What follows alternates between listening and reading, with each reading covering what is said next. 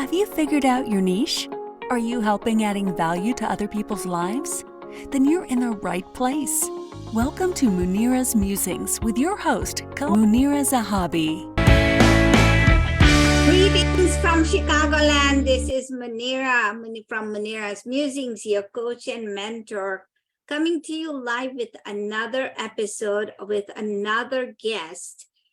Our guest today is here all the way from Philadelphia. She is exciting because she has purchased properties by paying very less money. She says it's amount of buying a car. Now, I want to know what she's doing. So without further ado, you all know that we bring a new show, we showcase a new person each time because we want to know that there are so many niches out there. How do people find their niches? What makes their boat float, right? That's what we are looking for. And is there a secret sauce to all of this? So let's jump in and ask Pam, the owner of My Smart Cousin, what makes her boat float. So good morning. Thank you so much, Pam. Thank you so much for being here. Good morning, Munira. Thank you so much for having me on your show. Hello, everyone out there in Chicagoland and who's tuning in, listening to Munira's Musings. So you've been in Philadelphia all your life? No, I'm a native New Yorker from Queens, New York, and have been in Philly, I guess if I add it up, because I was in and out and in and out, so probably a good 15 years or so. Great. Now you say you can buy property for the price of a car. Yes, ma'am. ma'am. These days you can buy a Tesla for $90,000. What's the cheapest property you've purchased? I am surely not talking about 6-digit Tesla, Rolls Royce, and the like prices. When I say buy a house for the price of a car, I mean a couple of things. One is a house that probably is going to be in the 40, 50, no more than $60,000 neighborhood.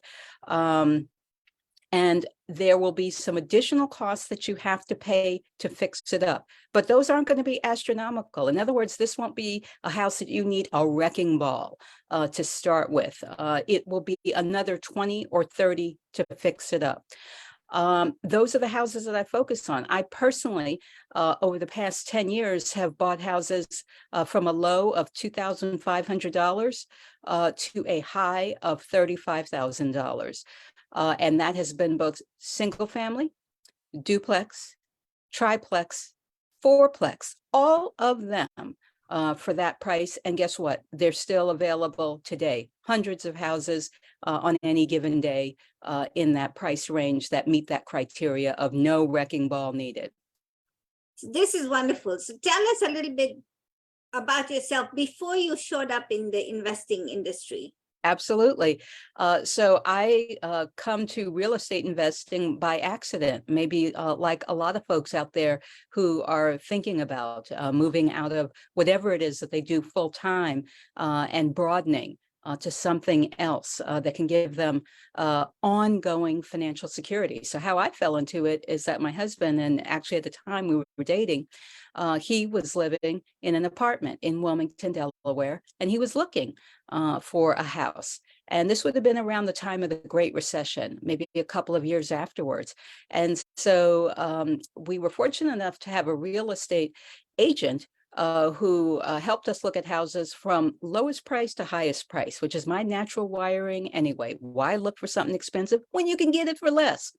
So by doing that, that opened up real estate that was in the $20,000 range and $30,000 range.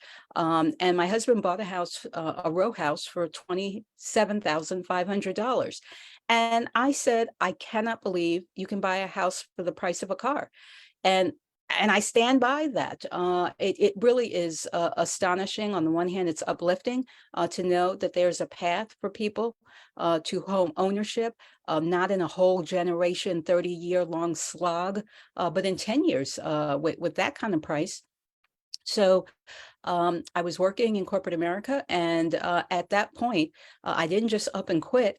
I continued to work and then diversify how my long-term retirement investing would look above and beyond your traditional 401k. And so I certainly couldn't look away once I saw houses that cheap, and I began to look and look and look. And the more I looked, the more I saw. That's how I got into it. And it really is a passion and something that floats my boat, using Munira's term, and something that I just can't help but tell people about. So you started out this whole thing out of fluke, right? And the fact is, 10 years ago, 2008 was the Great Recession in our time. Exactly. And we saw people were just leaving things on the table and just leaving. I mean, I was in California at the time, and it was really hard to see people just leaving their homes because they couldn't afford it anymore. That's right. But we saw that just a few months ago, a few years ago, where the prices were on high, and whatever it was a buyer's market, people were buying whatever people were paying whatever the buyer wanted, right? Yes. So how in that time do you find a house that cheap? Yes. So it's a fantastic question. So when my husband purchased his house, I want to say it was 2012 or so. So the Great Recession, in theory, was over, but of course we were all still very much feeling the aftermath of it. So how you find a house, I'd say in a nutshell, is a few ways. The easiest is just to go online. So using whatever your favorite real estate search engine is, be it Zillow, or Trulia, or what have you, just go on there and then search like we did, from cheapest to highest. And don't let it be, hey, whatever the search engine says is the highest. You put a stop out number. Put $60,000 in, for example. Choose a state. Don't choose California. You're going to be sorely disappointed. There is zero for that price. Same with Hawaii, Alaska, District of Columbia, and a few other places. I'd say 10 states in the US are an absolute hard no. But the rest, including places you wouldn't think, like New York. People always think New York means New York City. Upstate New York, houses aplenty in that $40,000, $50,000 neighborhood. Same with the Southeast, same with the Midwest, same with most of the Northeast of the US. So that's how you do it. And certainly if you're looking for someone to help you move faster than how you've presently been moving, if this has been on your vision board for years, getting into real estate investment, and there it sits again in 2023, then that's where my smart cousin can really help you, because I've bought 25 houses this very way and help clients really give a sense of urgency and a sense of discipline and a sense of experience to what they're looking at, so that they don't feel at sea when searching. So being a devil's advocate, right? I mean, I get it. People who are in real estate are making money, but there's always a headache that comes with it. If you're not buying and selling, you're also renting your place, right? Yes. And is that what you are doing? That's right. I am a buy it and then fix it up and then hold it and then rent it out. That's my strategy. But I help folks with other strategies, including buy and flip. But just as you say, Munira, there is very much a headache or a challenge of owning rental, because that's what I own, rental property. First thing I'm going to do is couch that by saying, starting any new business, any niche, or tried and true thing that is not a niche is going to be a headache. Why? Because you're not doing it right now. So it's going to be a brand new thing to do on top of the things that you are doing. So that's the very first thing, is to put aside your expectation that this is going to be easy. It's going to take some work. It's going to use up some time. That said, it doesn't have to use up all of your time. So when I first started, I was working full time in a job that required a lot of travel. So I used a property manager, and that's what I would help folks do, is find and vet a property manager. A property manager won't take away all your troubles, but they certainly will greatly minimize them, as they will be the ones to do the rental screening, of course, with your input on the criteria. They will be the ones to collect the rent. If it comes to it, they will be the ones to take the tenant to court. So these are the things that can be very helpful, and certainly they can help with the maintenance, either by using their own people or putting out bids so that a contractor can come and do whatever the work is that's necessary for your home. This is amazing. So what happens when you are renting and then people don't take care of your property, but you've put in so much money in there? Yes. Well, Love that question. That's like a headache, right? Yes. So here's what I'm going to say. If the thought of someone, A, living in your property, your investment property, and B, not taking care of it, causes you not just a headache, but a migraine, you lose sleep, you can't bear it, this business is not for you. It really isn't.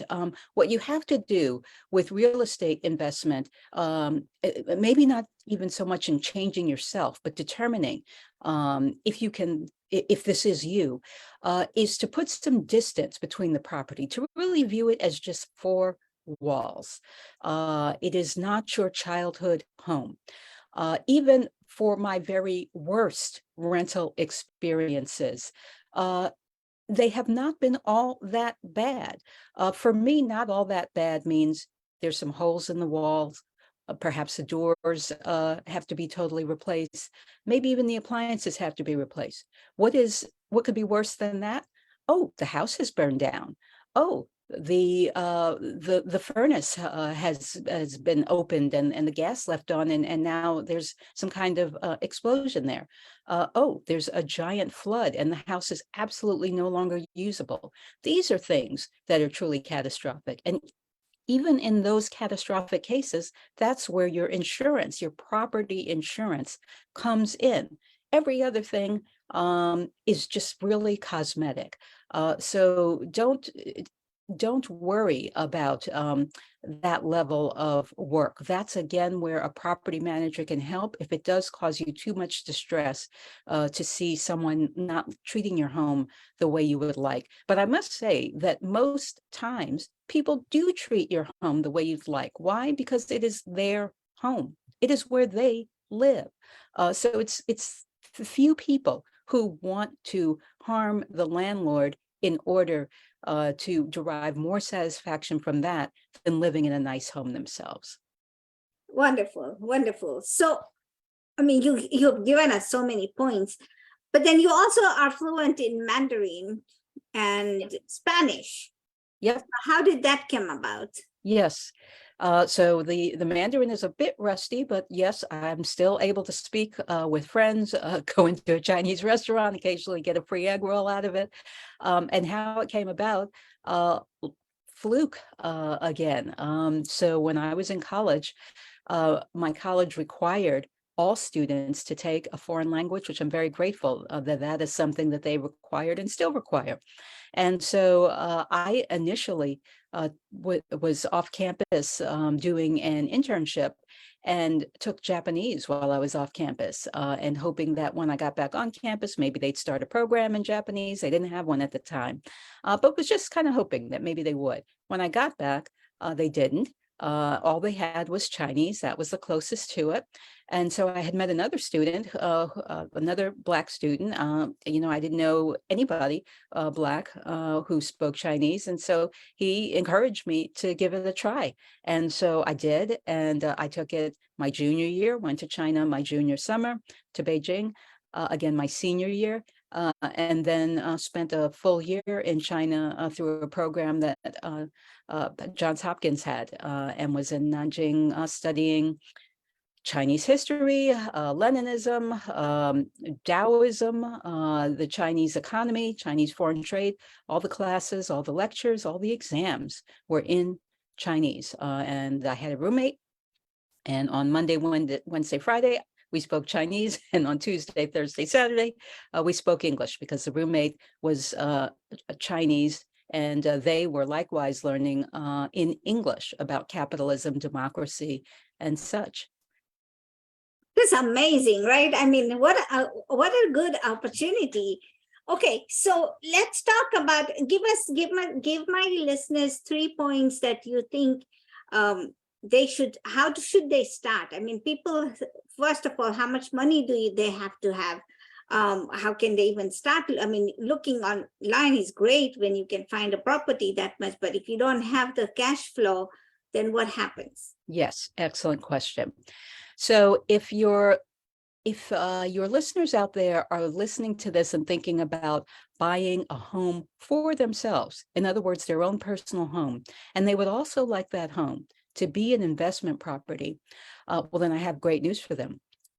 Because if it is a single family, a two family, meaning a duplex, a three family, meaning a triplex, or a four family, meaning a fourplex, then houses of that size, no larger than a fourplex, are eligible for the same loan financing, the same mortgage, as if it was going to be your full-time, only you and your family home, meaning an FHA mortgage. If you are a veteran, then a VA mortgage. If you're looking at living in a rural area, then a U.S. Department of Agriculture financed mortgage. These are all on the table for you. And that's how I would start for anyone who's new to this, is to just buy a duplex. That's one easy way, and then have that financed with an FHA mortgage, and then allow the person who would be the tenant, either above you, below you, or right next to you, depending on the configuration of the duplex, allow them to essentially pay your mortgage, or certainly pay a large percentage of it. So that's how I would get started. Okay, so for those people who, and you are a coach and you teach people that, and Yep. you have a wonderful company called My Smart Cousin. How did you come up with that? Yes. So how I came up with the name My Smart Cousin is that at my family reunion, and we just had our 40th family reunion celebration, I'm just the kind of person who sort of effuses, let me help you with your finances. And so I would routinely at reunions walk up to family members. Hey, I remember last year you told me you were thinking about investing in your retirement plan, or you were thinking about buying a home. How's that coming? And so after a while, a couple of family members would just say, uh-oh, here comes my smart cousin. What you got for me now? And thus the name of the company, mysmartcousin.com. And that's how I coined it. As far as what I do, so I am your coach in a kind of a hand-in-hand way. So I both teach you, but then I also, like any good coach, hold you accountable and ensure that if you said you were going to do X, that I understand the next week, if you didn't do X, are there any obstacles that I can help take out of your way, or any resources that I can put in front of you so that the following week you do it. And I think that that's where I stand apart from a lot of other real estate investment coaches who really only provide information. And there's been many a study that has shown that people don't move forward if all they have is the information. They need some behavioral assistance, as it were. And that's where a very active, engaged, caring, and experienced coach comes into play. Okay, so hand holding, be prepared for that. And then what do you tell people who are still thinking about it and are thinking, oh, this is easy for you to say, you've been in business for 10 years or more? What I tell them is there was a time when I was in business one day. And then the time before that where I was in business -6 months. In other words, I saw that my husband bought a house and I thought, gee, I want to do that, except I've got no time because I've got young children and I've got a busy job. And how do I squeeze in yet one more thing? And again, that's where a coach can help you sort of find those 10 hours. You don't have 10 hours to look? Guess what? I've got 10 hours to look, or whatever. Of course, it wouldn't take me anywhere near as long as it would take you.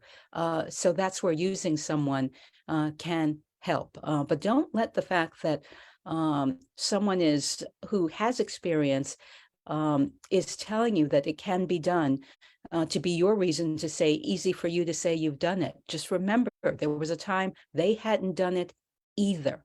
So just tell yourself, if they did it, I sure enough can do it as well. Duplicacy, right? Always duplicate the process. All right. And then any last words for the listeners? Yes.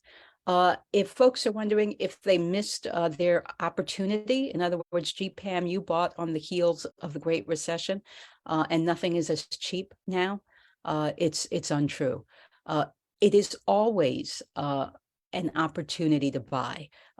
Don't wait for what you think is the proverbial buyer's market. Yes, you are quite right. Inflation is higher and interest rates are higher, but there are still houses aplenty that are a house for the price of a car. And one of the biggest values of those homes, beyond the rental value, is the fact that they are essentially lottery tickets, meaning that if that neighborhood, for some reason or community, becomes an economic hub or a place of interest, that $50,000 house can balloon to a $250,000, and certainly there are neighborhoods aplenty that can tell the story of it actually having gone to $1 million on the West Coast, certainly Pacific Northwest coast, as well as in parts of New York City.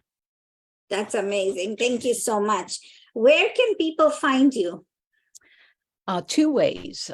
One is by following me on Instagram or Twitter, and the handle is at My Smart Cousin. So my, M-Y, smart, S-M-A-R-T, and cousin, C-O-U-S-I-N. Again, My Smart Cousin. They can also email me. And that address is info@mysmartcousin.com.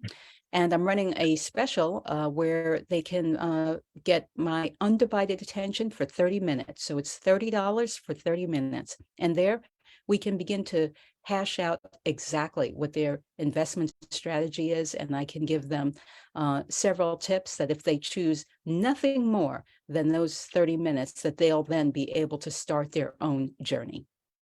That's amazing. So there you have it, folks. Now you have no reason to stand on the sideline, because you know what? This is not a coaching thing. This is not something that, you are wondering about. Real estate market has always been something that everybody has dived into.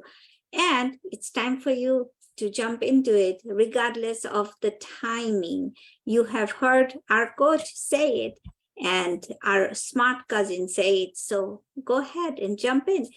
And we will be back with another episode with another entrepreneur and another niche that's going to blow our minds. You don't know who is coming up next, but be sure to like, share, and subscribe to this channel, because you never know who you're hearing from, and you never know what makes your boat float.